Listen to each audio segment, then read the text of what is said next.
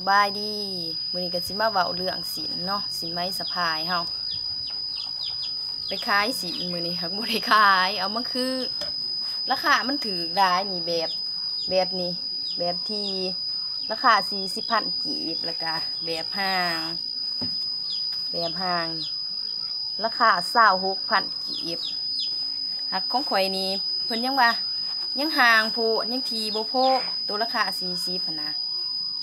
คันว่าซื้อหันก็ถือกว่านี้ก็เลยบ่ขายซ้ำถือโพเพื่อสิตำในพื้นหนึ่งหั่นนะสอดเส้นไม้เขาเทอละเส้นนี่นะ3เฮาสิตำในพื้นความกว้างความยาวมันซ้ำใดเป็นว่าหนึ่งว่าปลายพื้นหนึ่งนะเบิ่งเอาโลดดิน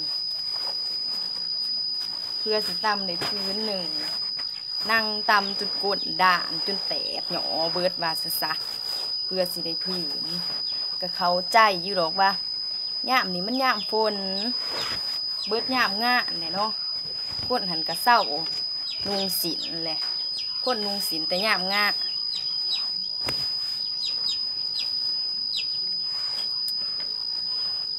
หากแต่ว่าเป็นแบบนี้ฮันคู่ปีทุกปีเลยนะเคยเห็นผ่านมาบ่มีเปลี่ยนบ่มีพัฒนาจักถือบ่พัฒนาอันในบ่หรือจังใดใช้เป็นแบบนี้ตลอดไปนี่บ่ได้ขายแต่ย่ามแล้งบัดย่ามฝนหันบ่ได้ขายก็ขายยากแม่ค้าก็เลือกซื้อยากเนาะคันว่าสิตีแม่ค้าเขาก็บ่ได้ย่ามนี่ของคนเศร้าหนุ่งอีหลีหั่นนะคันว่าอันนี้เป็นไปได้หั่นนะความคิดก็ยังให้มีหน่วยงานที่เกี่ยวของหรือว่าแนวใดนะมาสุกอยู่ส่งเสริมสินไหมเฮานี่เนาะของคนลาวเฮาเองนี่นะเฮาตำเองขายเองขายในประเทศเฮาเอง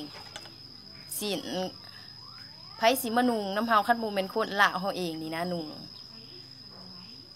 ให้ใส่สินเฮาเองคือแบบว่าคำเบาว่าลาวเฮ็ดลาวใส่ลาวได้ลาวเจริญนี่นะคันเฮ็ดได้ก็คือสิดีเนาะมันเฮ็ดบ่ได้นี่นะในความคิดของข่อยนะความคิดส่วนตัวเนาะแต่ข่าวยังเฮียนอยู่ยังเป็นนักเฮียนอยู่พุ่นแหละตำสินขายแล้วก็ไปซื้อเอาสินนักเฮียนนี่นะแพร่สินนักเฮียนเป็นยังเขาจังบดนุ่งสินตัวเขาตำเองนี่นะเขายังตำไปขายแล้วก็ไปซื้อสินขายสินซื้อสินนี่นะคือโบน้ำใส่ของเขาเองเนี่ยคือเบิงสินนักเฮียนทั่วประเทศนี่นะคือบอกว่าให้ใส่ให้นุ่งสินไหมตำมือของเราเขาเองค่ะนะคือเบิงตีนักเฮียนทั่วประเทศคันว่าออกนโยบายมากว่า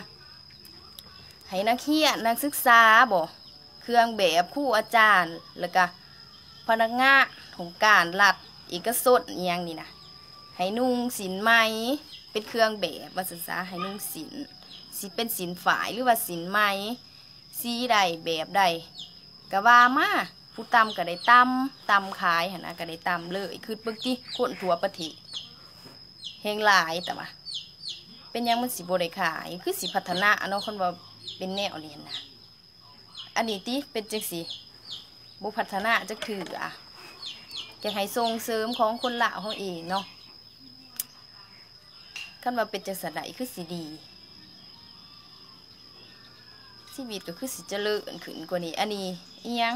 คนสะพายบุมีอาชีพวิชาอาชีพมันอื่นมีแต่ว่าตำสินหอนย่ำหน้ากับเฮ็ดหน้าเบิดย่ำนะกระตำสินขายคือเก่าชีวิตหมุนเวียนอยู่แบบนี้บ่พัฒนาอหย่างกันว่าคนถูกก็ถูกอยู่จังสิถูกแต่พอแต่เมก็ถูกคือเก่าหั่นแหละบ่มีคือเขาบัดผู้เขามีแต่เก่าแต่เดิมเขาก็มีอยู่จังสักคนถูกก็ถูกอยู่จังสิน่ะบ่พัฒนาป้านั้นสินำพาประเทศศาสตร์รุดพ้นจากความทุกข์ยากนี่บ่รุดพ้นโอ้ยตายบ่พัฒนาจักถือ ศีลเฮานี่นะไผสิบ่นุงคันบ่แม่นคนลาวเฮาเองป่านนั้นก็ยังบ่ส่งเสริมสิให้เฮ็ดจังไดสิพัฒนาได้แนวใดนี่อยากไปเฮ็ดแนวอื่นอยู่บ่อยากตามศีลนี่ย้อนว่ามันเป็นจังซี่นี่มันบ่มีแนวเฮ็ดเบิดอย่างกับเมื่อไทยบัดมาแต่ไทยเด้แหละตามศีลคือเก่าบ่มีหยังพัฒนาราคาศีลก็เป็นจังซี่ขึ้นลงบัดยามขึ้นหั่นนะตำขายน้ำก็บ่ทันขึ้นบ่พอ10มื้อว่าลงแหละคันว่าบ่ขึ้นหลายก็บ่ให้ลงหลายกว่านี้ก็ยังว่าขายได้เอาซ้ำราคาไหมเพิ่นซานี่เนาะไหมเพิ่นนี่เฮาไปซื้อเฮาเคยซื้อราคาเท่าใดก็เท่านั้นสินสิลงราคาตกต่ำซำได้กับไหมนี่ราคาเท่าเก่าเพิ่นก็ยังขายเท่าเก่าอยากให้ราคาสินหันคงที่บ่ขึ้นบ่ลงหลายก็ได้ให้คงที่ให้ได้ขายเลยจะสั่นซาบ่ว่าคันเป็นไปได้นะคือข่อยว่าคือความคิดข่อยได้ความคิดว่าให้มีนโยบายออกมาหั่นแหละว่าให้นักเรียนนักศึกษานี่นุ่งศีลตามมือนะของเฮาเองนี่นะเฮาผลิตเองใส่เองจังสิก็ยังขายได้คือเบิ่งตีนักเรียนนักศึกษาทั่วประเทศนะคันว่าออกมาจังสิคือสิดีก็คือสิได้ขายเลยศีลนี่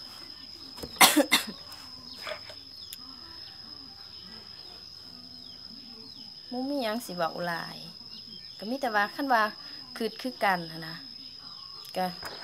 คดซอยกันเนาะคนละไลค์คนละแชร์เนาะให้ปัญหานี้ได้รับการแก้ไขช่วยเหลือ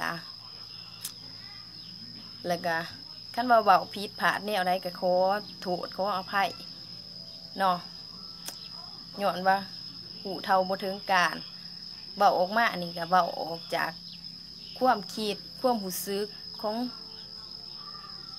คนธรรมดาสามัญคนหนึ่งนี่นะ